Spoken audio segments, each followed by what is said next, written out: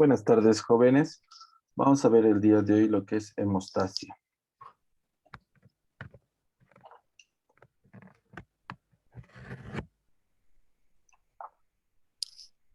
Algunos avances en la antigüedad nos han servido para la lucha contra la pérdida sanguínea. Por ejemplo, Jean-Baptiste en 1667, con el doctor Philippe en 1795 de Estados Unidos, perfeccionan lo que es los primeros intentos de transfusión sanguínea. Recién en el año 1901, Karl Lannister descubre los grupos ABO y en 1930 Levine y Stenson, en 1930 el grupo RH. Hemostasia, la palabra proviene, se ve todo lo que comparto, ¿verdad? Sí, Hemostasia profesor. significa detención de la sangre. Hemos significa sangre, éstasis, detención del sangrado. Desde el punto de vista médico, la hemostasia son maniobras que nosotros realizamos para que se evite la pérdida sanguínea. Obviamente el organismo tiene sus propios mecanismos biológicos de hemostasia, que son tres. Un mecanismo procoagulante. ¿Qué quiere decir eso? Si nosotros vemos acá, dibujamos un vaso y ahí está la lesión. Entonces lo que hace el organismo es mecanismos procoagulantes, hace que se forme un coágulo. Ahí. Al lado, activa mecanismos anticoagulantes para que el coágulo solamente se dirija hasta aquí, solo hasta ahí, porque si no haría coagulación intravascular diseminada. Y después activa los mecanismos, cuando cicatriza este vaso, cuando cicatriza acá, el organismo activa los mecanismos fibrinolíticos, es decir, limpia todo este vaso de los coágulos. Esta es la actividad ideal de mecanismos de coagulación del cuerpo. Entonces, procoagulantes, anticoagulantes y fibrinolíticos. Los procoagulantes tenemos tres fases: vascular, a través de los factores de coagulación; plaquetaria, a través de las plaquetas; y la fase de coagulación plasmática. La fase de coagulación principalmente está dada por los mecanismos de coagulación, como son los factores de coagulación. El del 1 al 13, fibrinógeno, protrombina, etc. Que se les estudia mediante una vía. Esta vía se denomina vía intrínseca, vía extrínseca y vía común. Ustedes ya han visto estas vías, cómo se activan durante las diferentes lesiones y lesiones celulares. Obviamente la cascada de coagulación que nosotros conocemos no es perfecta. Hay una proposición de que la vía de la coagulación sea vía de coagulación en base celular, con una fase inicial, una fase de amplificación y una fase de propagación. Pero actualmente esta no está todavía terminada ni lista, así que se usa la cascada de coagulación. Los mecanismos anticoagulantes son antitrombina 3, complejo de la proteína C y S, inhibidor de la vía del factor tisular, y los mecanismos fibrinolíticos son el activador tisular del plasminógeno. Para nosotros, para ayudar al organismo a que coagule de forma adecuada, debemos reconocer algunos valores normales de estas vías de coagulación. Por ejemplo, el recuento plaquetario de 150 a 350.000, tiempo de sangría de 3 a 11 minutos, tiempo de protombina 10 a 14 segundos, relación internacional normalizada, lo que es el INR, es igual a 1, tiempo parcial de tromboplastina activada, que es de 20 a 40 segundos, tiempo de trombina, que es de 11 a 18 segundos, fibrinógeno de 200 a 350 miligramos por decilitro. Todos estos valores nos permiten identificar la función de coagulación del organismo. Por ejemplo, Cuando queremos nosotros valorar la vía intrínseca, pedimos tiempo parcial de tromboplastina activada. Si, si este valor está alterado, lo más probable sea por hemofilia A o B, enfermedad de von Willebrand, déficit de factor 9 y 12. Si queremos evaluar la vía extrínseca, se pide tiempo de protrombina. Si este valor está alterado, normalmente se debe a administración de cumarinas, hepatopatía o déficit de vitamina K. Si están alterados tiempo parcial de tromboplastina activada y tiempo de protrombina, es secundario a un déficit de vitamina K severo o una hepatopatía grave. El tiempo de trombina nos sirve para valorar la fase final de la coagulación.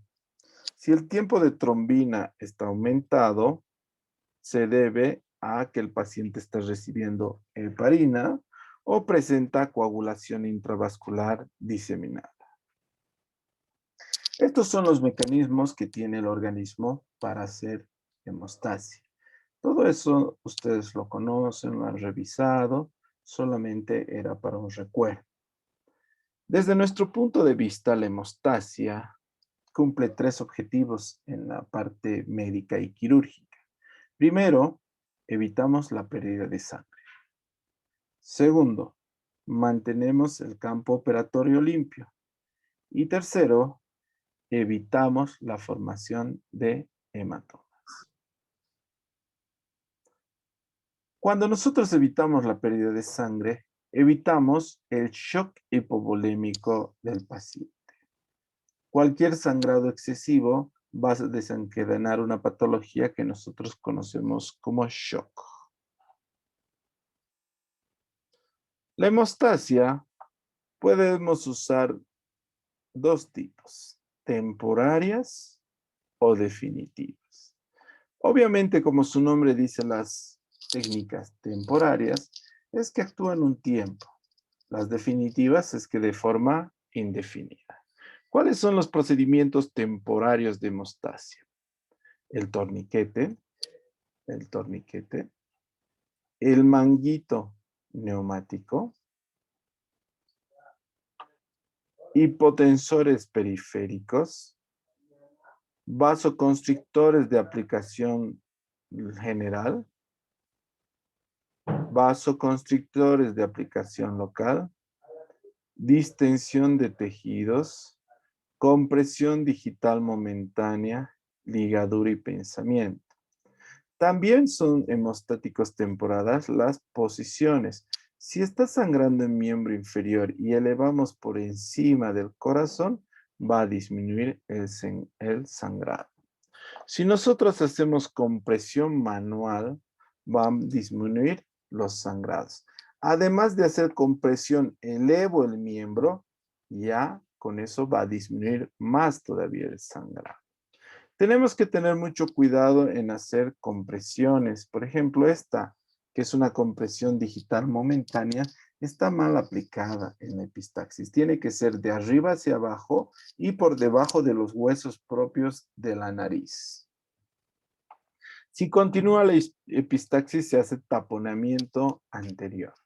Es decir, metemos una gasa y evitamos que sangre. Aún así, todos estos son procedimientos temporarios, porque los definitivos ya se utiliza agua oxigenada, trombina, trozos de músculo, la coagulación térmica, las grapas, las ligaduras, la fotocoagulación, incluso el bisturí de argón nos sirve. Algo muy utilizado para hemostasia son las grapas, ¿ven? Y también los puntos de sutura. ¿Qué punto es el más hemostático que tenemos? El punto NX. Entonces, estos son procedimientos definitivos de hemostasia. Químicos que utilizamos para hemostasia definitiva son la agua oxigenada, la adrenalina, el Gelfuan, el Surgicel, la trombina tópica y los cianoacriláticos. Es verdad que tenemos muchas alternativas para hacer hemostasia, tanto definitivas como transitorias. Pero para evitarnos estos contratiempos, debemos hacer una valoración preoperatoria de hemostasia. Es decir, antes de operar al paciente, debemos preguntar si el paciente sangra cuando se muerde la lengua, si hay equimosis sin una causa aparente, si hay sangrados excesivos cuando le sacan los dientes, si durante las menstruaciones son excesivas, si en los últimos 10 días tomó algún medicamento como aspirina, antiagregante plaquetario. Si en el posoperatorio aparece sangrado, a pesar de que hemos hecho un buen preoperatorio, debemos preguntarnos, ¿hay una hemostasia local ineficiente? ¿Hay complicaciones si le hemos transfundido sangre? ¿Hay un defecto previo que no hemos identificado? ¿Hay una coagulopatía de consumo? ¿O hay una fibrinolisis? Entonces, todas estas cosas debemos analizar en relación a la hemostasia. Cuando nosotros recibimos un paciente con muy poca cantidad de sangre o la hemorragia es muy severa, recurrimos a la sangre de otras personas. Porque la sangre, aparte de ofertar nutrientes, eliminación de productos de desecho, su principal función es la de cubrir las necesidades de oxígeno del organismo. La sangre en sí tiene elementos celulares, eritrocitos, leucocitos, plaquetas. Tiene elementos plasmáticos como ser factores de coagulación, fase líquida del plasma, proteínas y factores de diferentes procesos celulares. En sí, la sangre como sangre entera ya no se usa. Se divide la sangre en sus componentes. Entonces hay un paquete de glóbulos rojos, de eritrocitos. Hay un paquete de plasma. Hay un paquete de crioprecipitados. Hay un paquete de plaquetas. Muy rara vez usamos concentrado leucocítico. ¿Para qué utilizamos? Normalmente, si nosotros nos fijamos, el que usamos son eritrocitos. En pacientes con anemias agudas menores a 7 gramos por decilitros. En estos pacientes transfundimos paquetes de eritrocitos, porque nosotros queremos aumentar los eritrocitos. Si el paciente presenta plaquetopenia, trombocitopenia, también se puede transfundir plaquetas. Hay paquetes plaquetarios, si es que hay trombocitopenia. Y finalmente, si el problema son los factores de la coagulación, se hace transfusión del plasma, todo el plasma que tiene factores de coagulación. Es el plasma fresco congelado.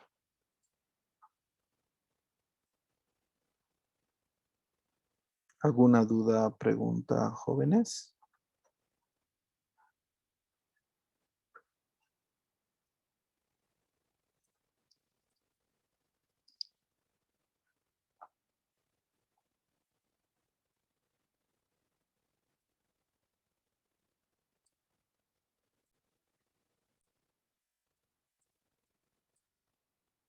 Las técnicas clínico-quirúrgicas. Normalmente se enseñan en práctica. Vamos a hacer un nombramiento rápido y recalcar algunas características teóricas de las técnicas clínico-quirúrgicas. Las técnicas clínico-quirúrgicas, la primera de ellas se llama la oxigenoterapia. Como su nombre indica, es la administración de oxígeno para el paciente. Está indicado cuando el paciente tiene una hipoxemia arterial, secundaria a asma, neumonía o mal de altura. Está indicada en una hipoxemia tisular sin una hipoxemia externa, como ser pacientes con anemia, hemoglobinopatías. También se administra oxigenoterapia. En situaciones especiales, como pacientes con infarto de miocardio, shock hipovolémico, se da oxígeno al paciente para mejorar su estado general. Se administra bajo dos sistemas, un sistema de bajo flujo y un sistema de alto flujo. El sistema de bajo flujo usa las sondas nasales. Las conocemos, son estas sondas nasales o bigoteras que se llaman. Estas administran 6 litros por minuto de oxígeno con un afío de oxígeno de 24-35%. Tiene una ventaja de que permite al paciente hablar y comer. El otro de bajo flujo son las mascarillas. Esta es una mascarilla. En esta puedes dar más oxígeno, 10 litros por minuto, con una fracción de inspiración de oxígeno de 40-70%.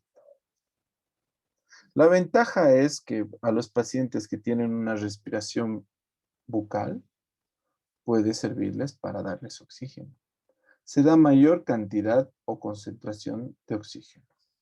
Finalmente, los de alto flujo, que tienen FiO2 fija, son el tubo endotraqueal. Esto es cuando un paciente está grave y necesita mucha concentración de oxígeno. Se intuba a los pacientes si tienen una taquipnea mayor a 35, paciente taquicárdico y cianótico, paciente que en la gasometría ha sacado menos de 70 milímetros de mercurio de oxígeno, un CO2 mayor a 55 milímetros y un pH menor a 7.3. En esos casos, se intuba. Esa es la forma adecuada de administración de oxígeno. No se le da a todos los pacientes, se le da a los que hemos nombrado. El resto es mal uso del oxigenoterapia. Otra técnica clínico-quirúrgica es la administración de vías parenterales. Las vías parenterales es el acceso al medio interno a través de una punción. Existen diferentes vías parenterales. La punción intradérmica, la punción subcutánea, la punción intramuscular y la punción endovenosa. La punción intradérmica normalmente utilizamos para vacunas y para anestesia. Se punciona a 10 grados y se usa jeringas de 1 ml.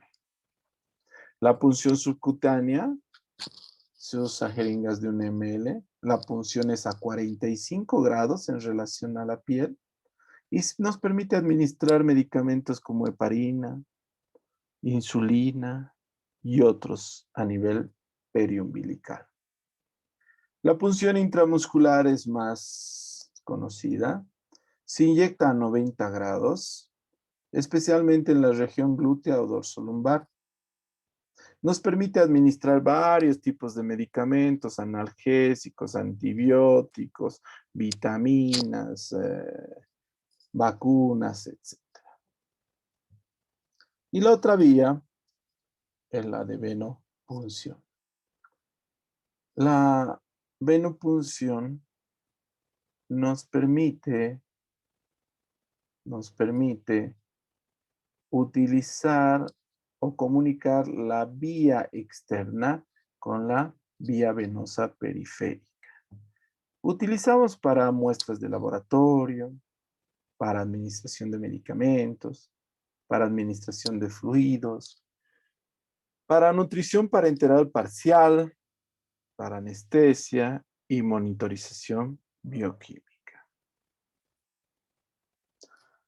Normalmente, la localización para la punción venosa se ha llegado al acuerdo que solo se punciona en miembros superiores, porque el resto de las venas se lesionan muy rápido y dan flebitis.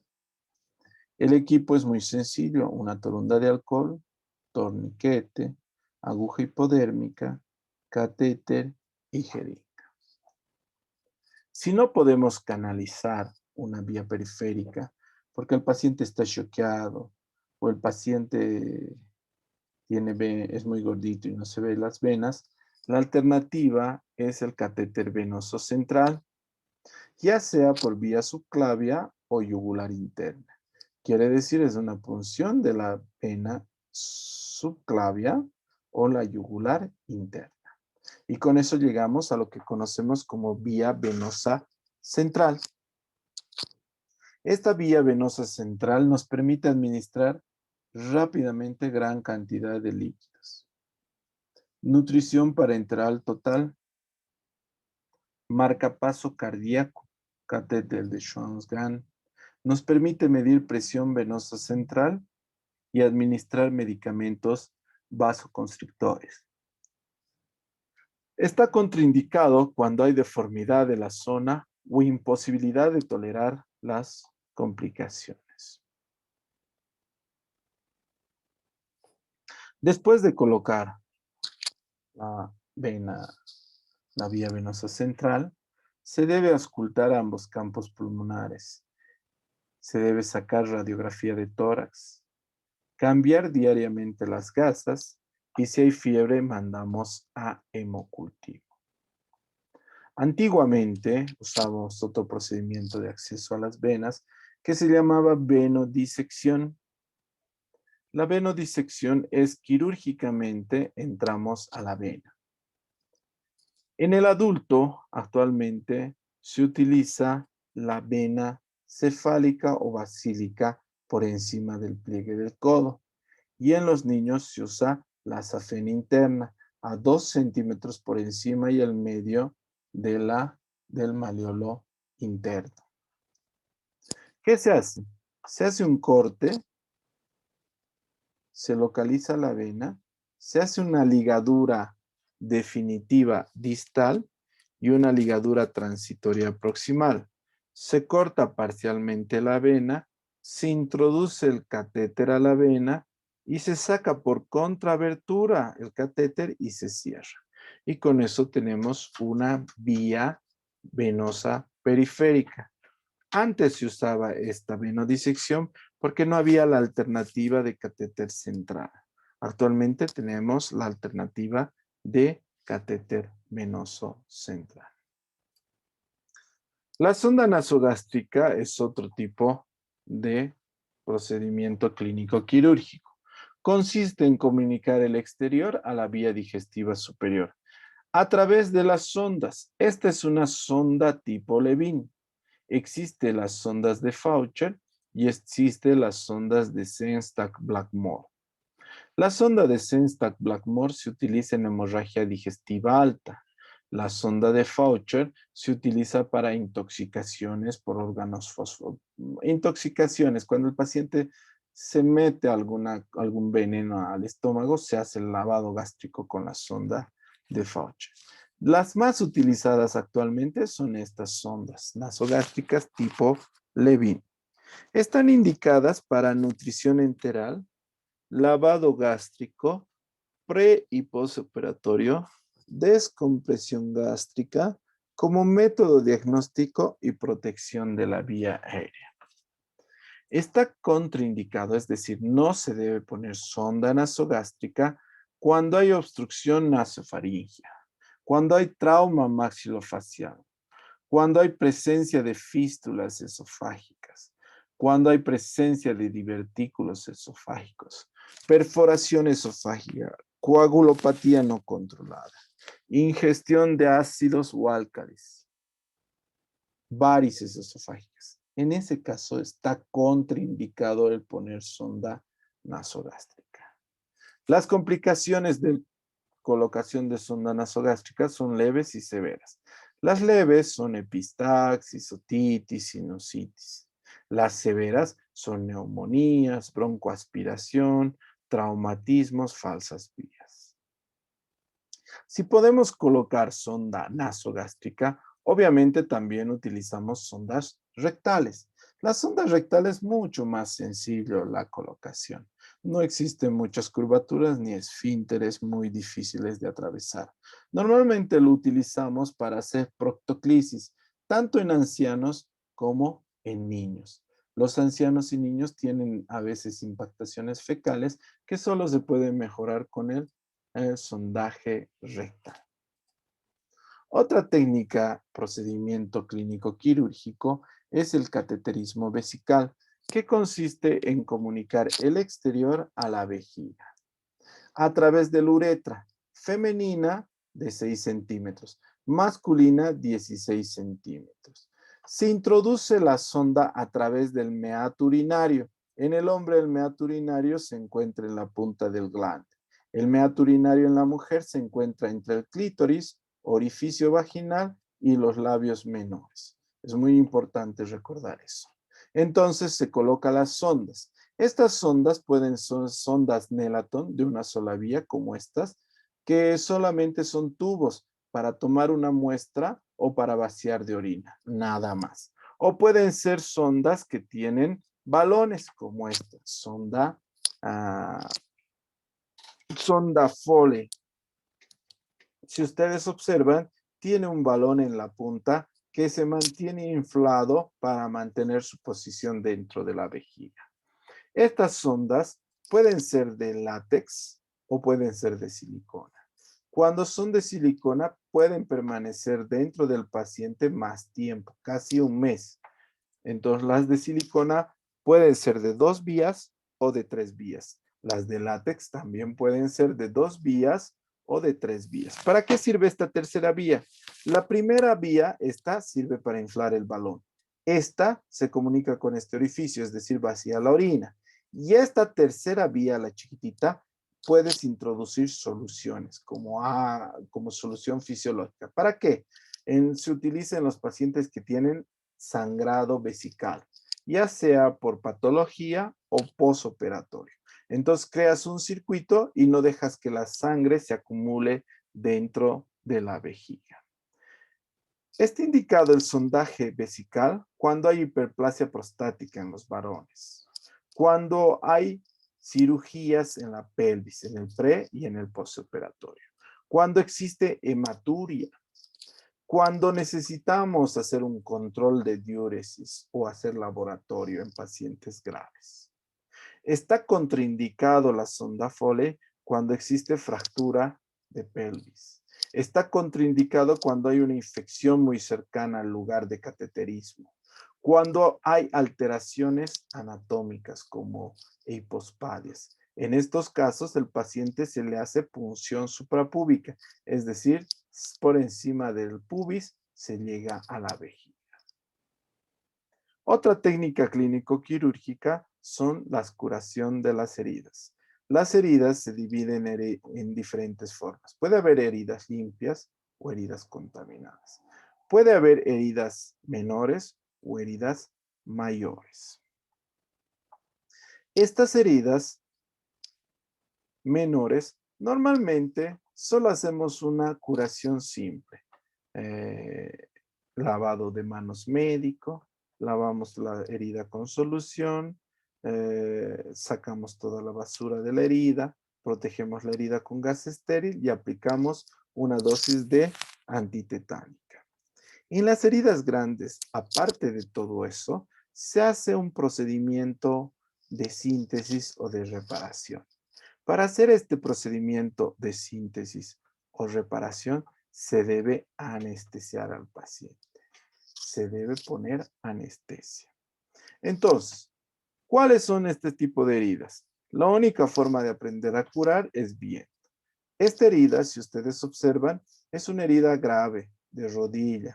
¿Por qué? Porque hay celulitis y además está cerca de una articulación. A este paciente no le curo, le ingreso al hospital y le doy antibióticos endovenosos. Y además de eso, le dreno quirúrgicamente. Aún así, miren cómo queda. Es decir, era un proceso muy agresivo. Peor si fuera niño. Miren, cerca de la rodilla y hay bacterias. Imagínense como que las bacterias se comen el cartílago. Entonces van a destruir el cartílago de este niño y no va a crecer este miembro. Entonces va a ser de diferente tamaño que el otro. Este niño hay que hospitalizarlo, tratar endovenosa y drenar quirúrgicamente esta lesión. Hay otras heridas muy simples, por ejemplo, esta herida suturada. Pones un poco de líquido, solución fisiológica y se acabó. ¿Qué utilizas para curar? Utilizamos este carro de curaciones. que se llama carro de Pasteur. Esta es la mesa de curaciones, pero se llama mesa de Pasteur. En esta mesa, aparte de tener todas las gasas y todo, tienes las soluciones. DG6, yodopovidona, agua oxigenada, alcohol yodado, rifocina. Y además tienes los equipos de curación que vienen estériles. Dentro de los equipos de curación existen las pinzas elásticas y con cremallera, tijeras, las torundas, las gasas y los apósitos para hacer las curaciones. Las heridas de escoriaciones superficiales, a pesar de que son muy sencillas de curar, hay que avisarle al paciente que causa mucho dolor. Entonces tienen que saber de que le va a doler bastante. Cuando nosotros encontramos una herida, aunque pequeña, y tiene este tejido necrótico, deben debridar este tejido necrótico, porque es por eso que se está manteniendo la infección.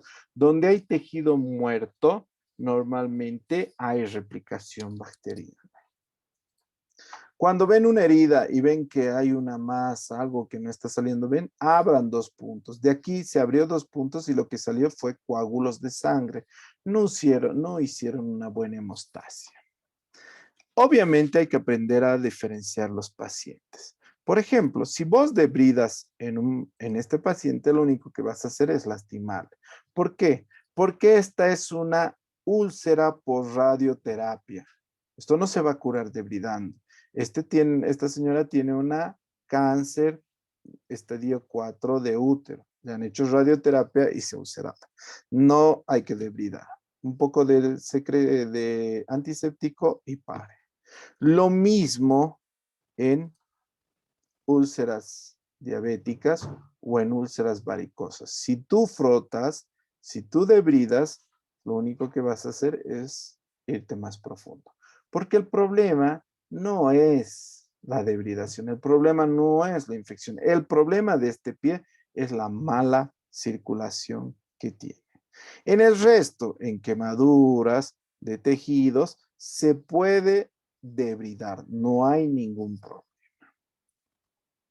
En las cirugías utilizamos unos mecanismos que se llaman drenajes.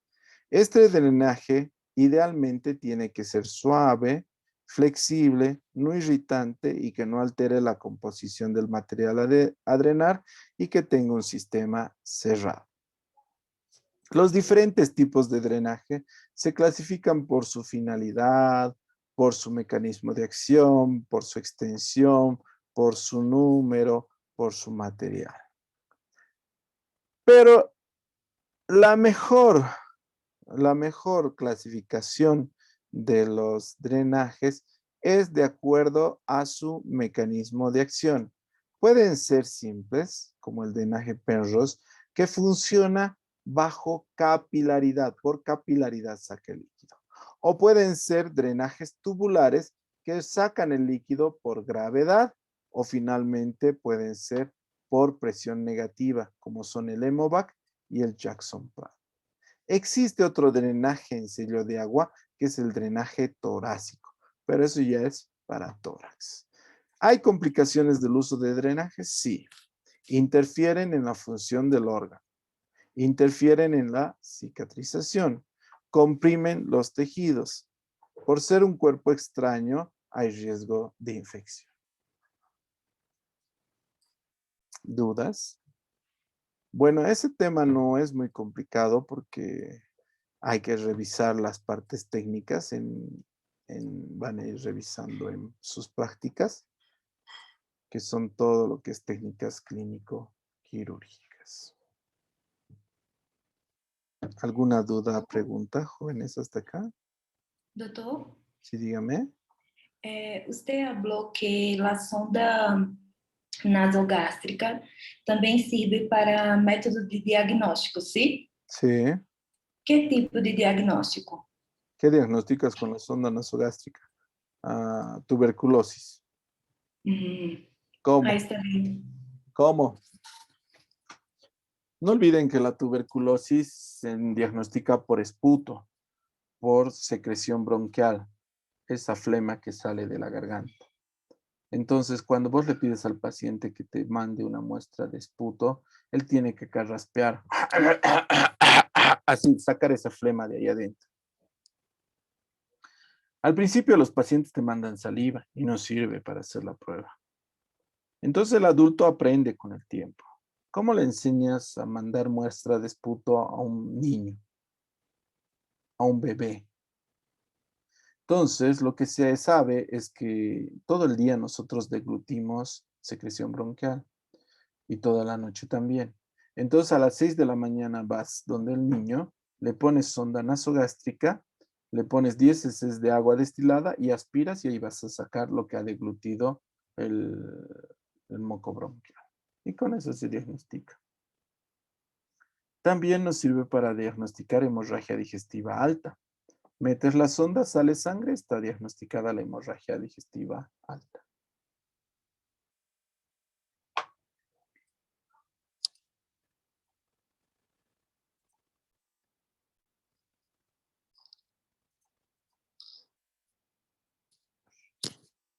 Diéresis de tejidos blandos.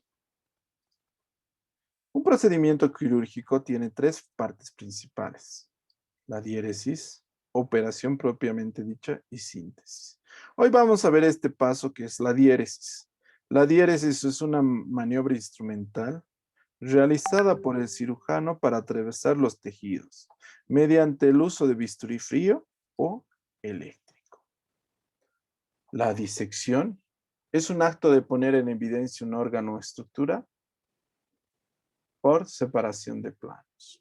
Utiliza instrumentos como bisturís o tijeras. A diferencia, la divulsión es la separación o dilatación de un tejido. Abres paso a través de los tejidos sin lesionarlos. Utilizas un instrumento romo y evitas lesiones de órganos cercanos. La clasificación de la diéresis. Puede ser que atravieses tejidos blandos o tejidos duros. Según la efusión de sangre, puede ser que sean cruentas o sean incruentas.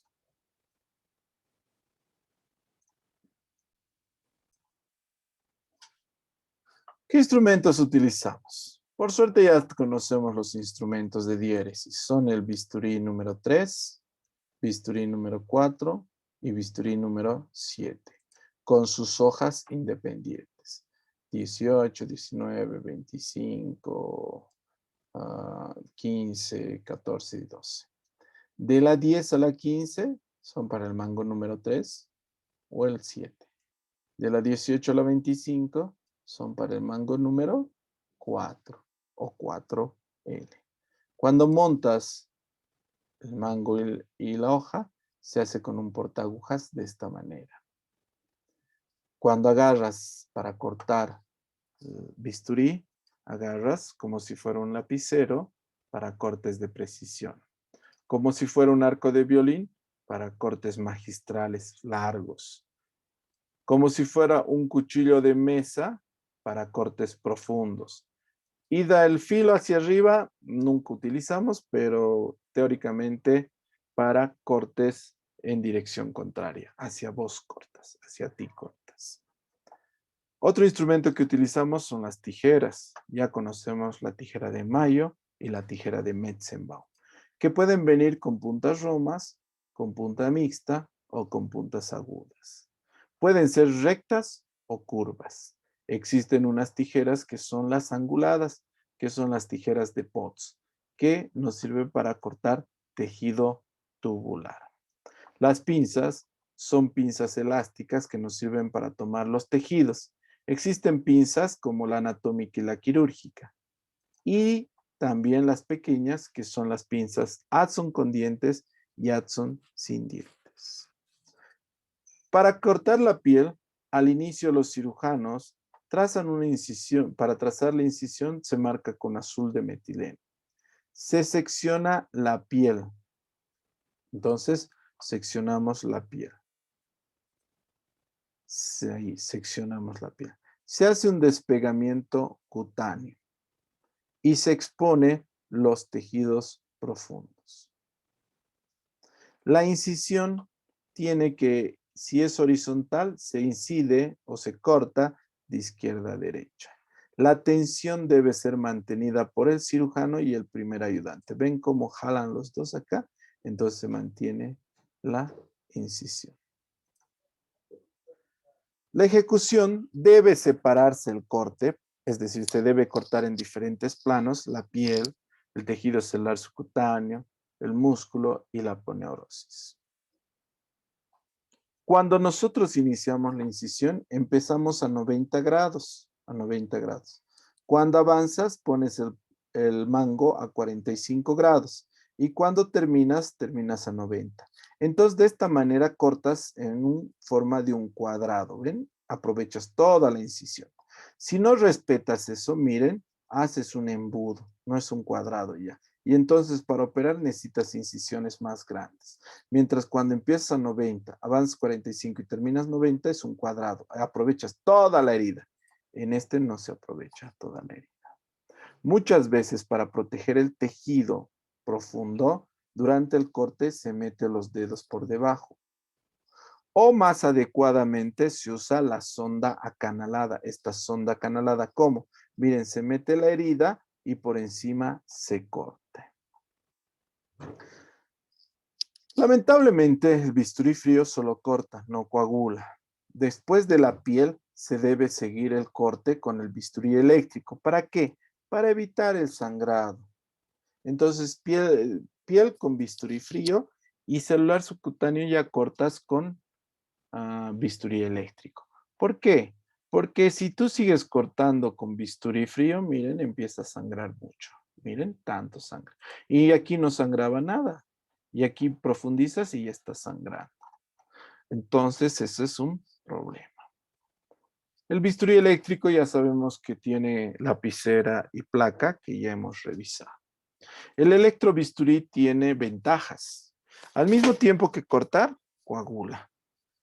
Cauteriza los vasos y no va a haber hematoma. Y además, evita la penetración de células neoplásicas al torrente sanguíneo. Hay otros métodos para hacer corte, como el láser. No dominamos el láser, lamentablemente. Se utiliza normalmente para estética, para oftalmología, para urología. Otro equipo de diéresis son las curetas uterinas, que no es que corten por corte, sino por raspado en tejido granular, como el endometrio. Entonces las legras. Antes se utilizaba mucho para legrado uterino. Actualmente se hace un legrado uterino aspirativo con esto. Ya no se utiliza tanto las legras. Y finalmente, la criocirugía. Es decir, utilizamos nitrógeno líquido. A menos 60 grados produce inflamación, hacia menos 100 grados produce necrosis. Más utilizados en ginecología, dermatología y proctología. ¿Alguna duda, pregunta, jóvenes?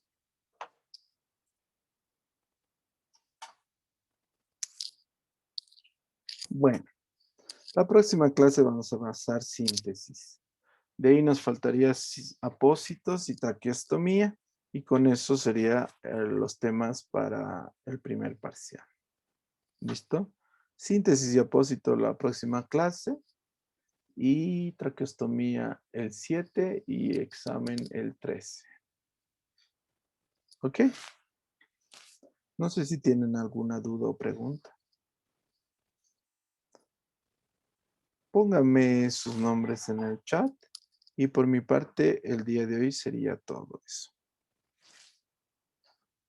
Que les vaya bien, jóvenes. Nos vemos la próxima clase. Gracias, doctor. Chao. Gracias, doctor. Hasta la próxima clase.